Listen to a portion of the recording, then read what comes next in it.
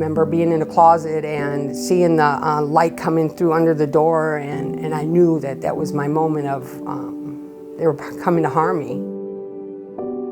I remember the first day someone walked in, and I went, holy cow, we're really responsible for other people's lives, and we better know what we're doing.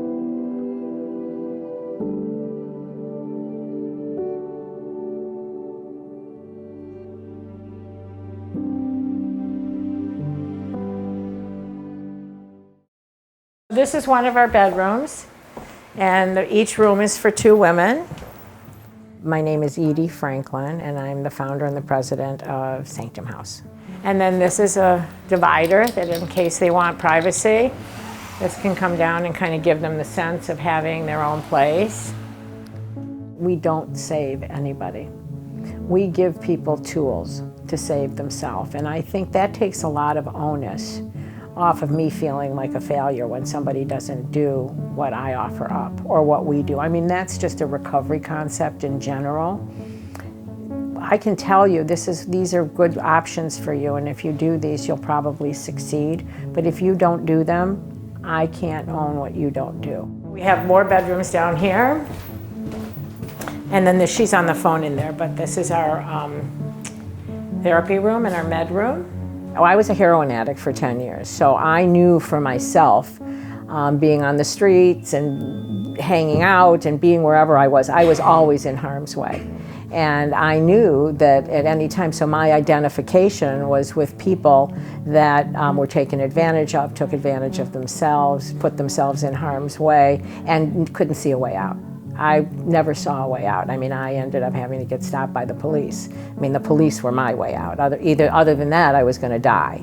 My family, my kids, my friend, nobody could save me. And I have a master's degree in education. I was a school teacher. I've been in the private sector and run many, many businesses of my own. I've been a realtor now for 20 years. So I had a background, and I couldn't save myself. I couldn't help myself. So when I realized that the same is true for anybody that's in a position of being under something's control, I knew that I could help and identify with these women, because the reality is I'm one of these women. And because I always say everyone walks with some sort of a limp. Some are more noticeable than others. And my identifying with them, I think, helped me to put this together and start a mission to make it happen for them.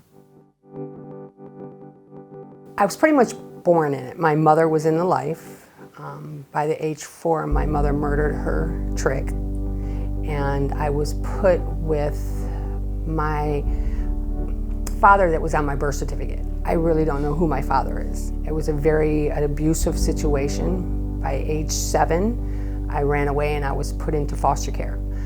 I was molested in most of them. I ended up in Pennsylvania and was molested by protective service workers, foster homes. The last one I was in was very brutal, so me and another girl ran away. And now that I've been through therapy, I believe I was sold. I was put on a bus and sent to New York. I was 9. And I used to think I was kidnapped from a bus station, but I actually believe my first trafficker was in a bus station waiting for me. I was with them until I was 12. My second trafficker was more of a family environment. I had 9 wife-in-laws, which means there was other women in the stable. I didn't see my trafficker all that often. It was the oldest woman there that really trained me, groomed me. It was more of a family setting for me. So it was really hard for me to get out of that part of my life. Anger. That was probably the only emotion I could identify with. But now I know that I carried with me what somebody else told me I was. I was worthless, I was useless, I carried a lot of shame, a lot of guilt. I was broken, I was damaged. I had no worth of myself. I thought that's what my life was supposed to be. where I probably figured out that something was different in my life. When I went and lived with my father and my stepmother, I had step siblings, and they used to put me in an attic. And I remember I used to pretend like I was dead, and I remember laying on the bed and pretend like who would come to my funeral. So I remember I found a pin and I poked my finger and I drew people on the wall so I could. I know now that was my way of surviving. I think that through it all, my survival skills are amazing, because I think as a little girl I found my way. Even when I was in the pornography, closets for some reason were my safe haven. I remember being in a closet and seeing the light coming through under the door, and I knew that that was my moment of, they were coming to harm me. So I've always found ways to manage my thinking in those predicaments. Whether it was the right way or the wrong way, it was my survival.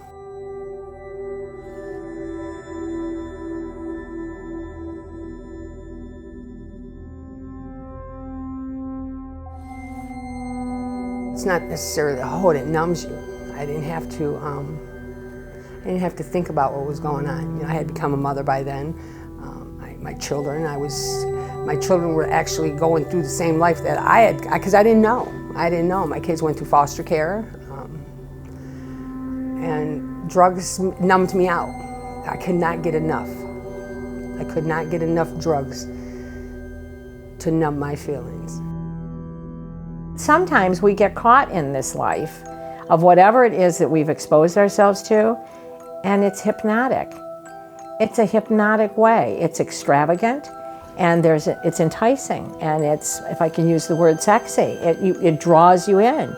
You don't want to leave it because it's an adrenaline rush. So if you're an adrenaline junkie, this kind of life, and then you feel guilty that you really like it sometimes, you know? I mean, here I was, I had a son, I had a mother, I had a family, I had people, I was, you know, working every day, I had a job, and I couldn't stop using to save my life. There was no way I could stop doing what I was doing because there was the thrill of it.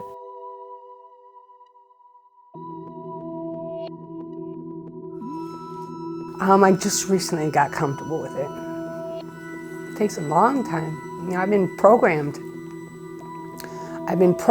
to, and when you hear somebody say program, that's what it was. I was programmed to be emotionless. I didn't know how the emotion of love. The only thing I've ever was programmed for was to use people, to manipulate people, to get whatever you can from them. Chaos. Those are the things I was addicted to. So when I got here to Sanctum House, it was complete opposite. I didn't think it was real. I thought, you know, eventually I thought it was just going to go away. I thought it was just the initial intake process. Edie cries and it dropped me. I love you. I love you too. And then I said, oh, it'll fade out. This is just going to be another program. We've had women come in here, just broken women. You know, people that don't see a future for themselves, don't think that they deserve anything better than what they got in their past. One of the things that I say about our women more than anything is I think this is one of the most courageous populations of people to have, number one, lived through what they've lived through, and then to be able to come out the other side and talk about it.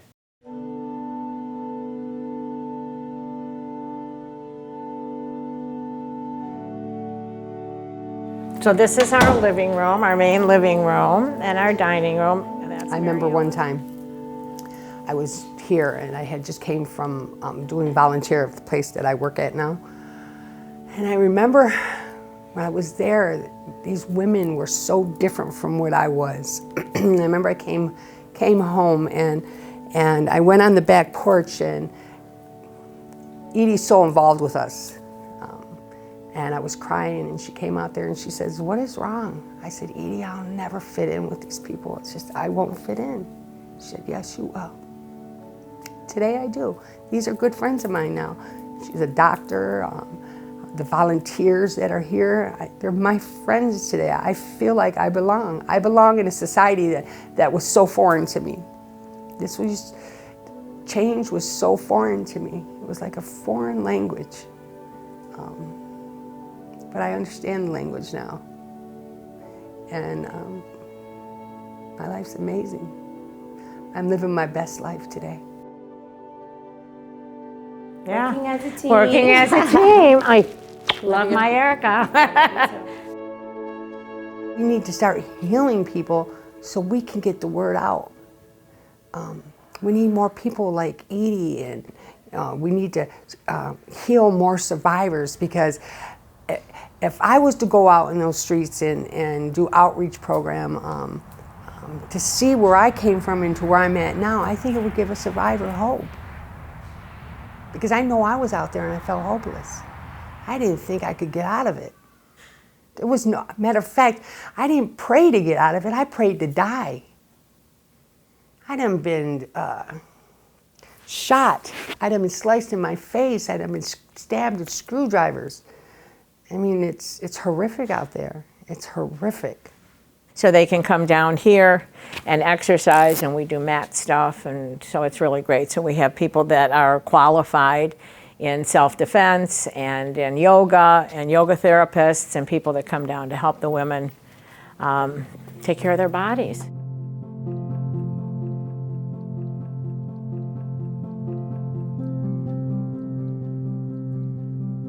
We had a mutual friend.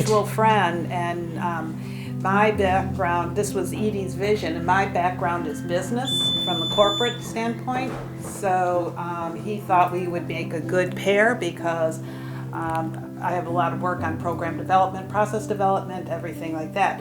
So Edee had the vision, and they introduced us, and so here we are. So we've built every program, every process from scratch. We benchmarked different programs around the country and developed what I feel is really the best-in-class program as far as services for the women and helping them, survive and move on to be independent and successful.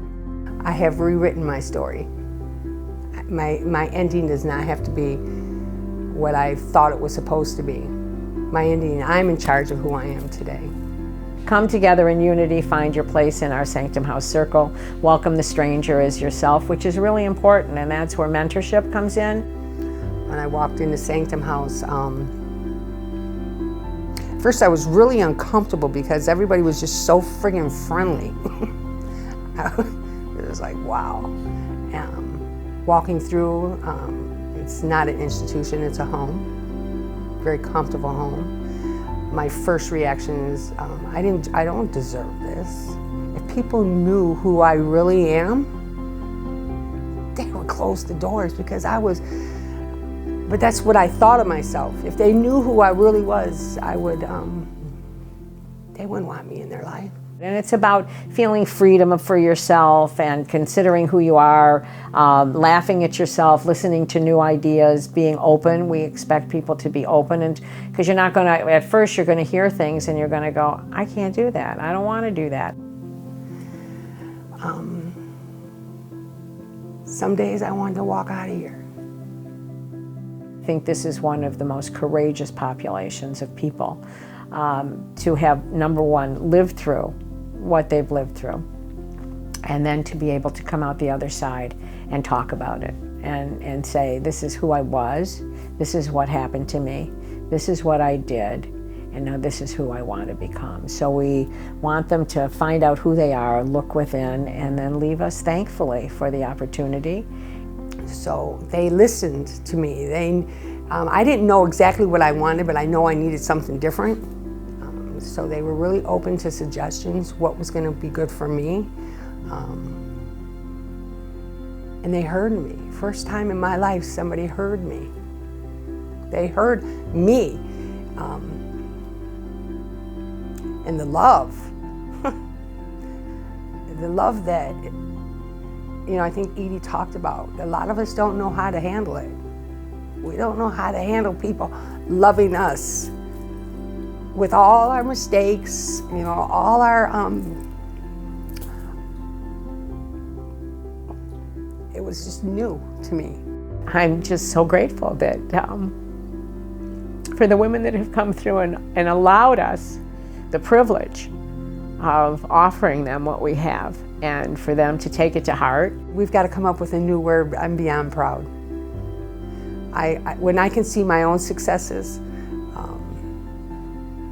and feel successful in life and know that I have an opportunity to change lives, yeah, I'm proud. It's unbelievable. I mean, to see what somebody looked like and felt like and believed about themselves when they walk in, and to now see them stand taller and prouder and say, wow, I never knew that this could be my life, you know? And it is. It really is. And to be a part of doing that is really, really something. It's really something. To know that you helped someone become the best that they could be was really cool.